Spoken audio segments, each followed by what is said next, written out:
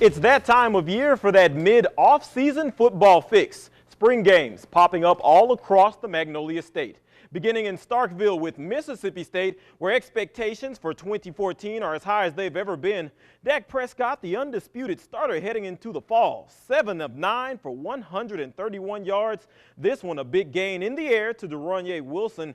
And later in the drive, flashes of last year's Egg Bowl finish as Prescott takes it in the end zone all by himself. And look at Dan Mullen, the big D, just loving it.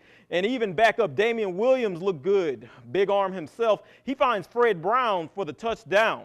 Players and coaches pretty pleased with how things went today.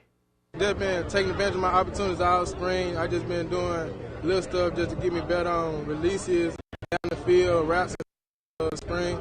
I don't know how good anybody else is or what type of teams they have, but, I know this team's, expectations. Every year we come in to, control what we can control, which is to find a way to win the SEC West. And those are our goals every single year. You just got to keep it up. Just know we've got the momentum. The guys got to stay focused going into this summer and just have the best summer training we've had since he's been here, and just so we can carry it on and have the best season. I believe the sky's the limit for us. We can be as good as we want to be. All right, and closer to home, the debut of Rick Comegy as he led Mississippi Valley into its spring game. Defense not so much of a problem last year, but the offense struggled in 2013, just over 2 touchdowns a game. But here, quarterback Carl Davis locates last season's top target, Julian Stafford. Stafford won the bright spots today. Patrick Ivy locates him, and if not for the green shirt chasing him down, he could have probably taken that one to the house. But you need more than one good pass catcher. Maybe Trey Moore can take that number 2 spot. Here he is, right place, right time for the score. Flashes of brilliance, but the Devils' scoring attack still has a long way to go. From an offensive standpoint of view, I think we just got to get better. We're not, we only got that one line out there, as I said, and, they're going the whole way, and, we're getting illegal procedure penalties and stuff like that. These are things that we got to clean up. I just thank God that we're not playing tomorrow, and they can watch this film on Monday so we can clean all this up. They want to be good, and I think with that drive there, that's enough for us to give us the incentive to want to teach. Well, offense is never hard to find in Cleveland, where Delta State showed off their high-scoring ways. The Green Machine picking up right where it left off last year. Travis Champion, pass complete to Jerome Stewart. Stewart's just one in a stable of Statesman wide receivers competing for playing time, and he makes a good case with a nice catch and run. Good day for the defense as well. Here they stop Tim Foy, the running back, from getting anything. They would win the day, but not before another jiggity jump-out play by Ricky Hunt. If the D can catch up with the potency of the Statesman offense, look out GSC Conference.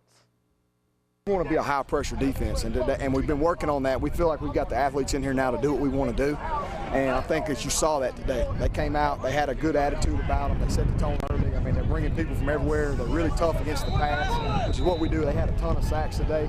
They always compete. They always get to the ball. You never see one person making the tackle. There's always 11 men pursuing to the ball. Pretty much, we got a pretty good defense. I hope that we can win one in the GSC this year. As you can see, last spring, it was our first year in this kind of system, the fast pace. We came a long way being in the system again, not with these coaches, but with our fathers on the field and off the field. We came a long way. You'll see it in this season.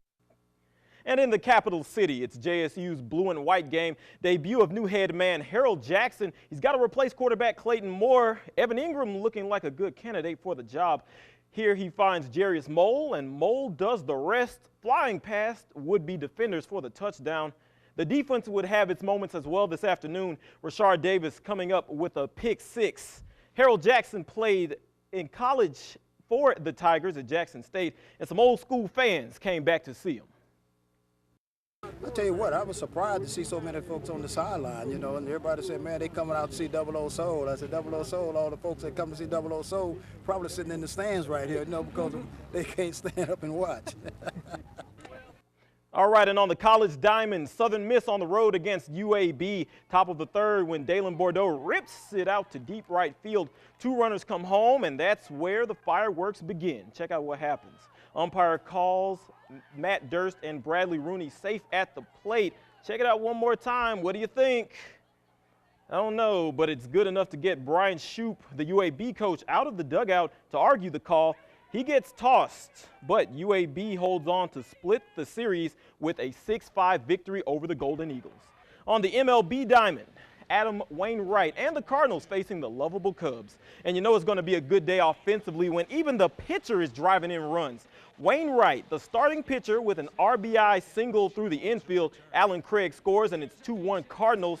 And it continues as John Jay hits one out to left field with the bases loaded.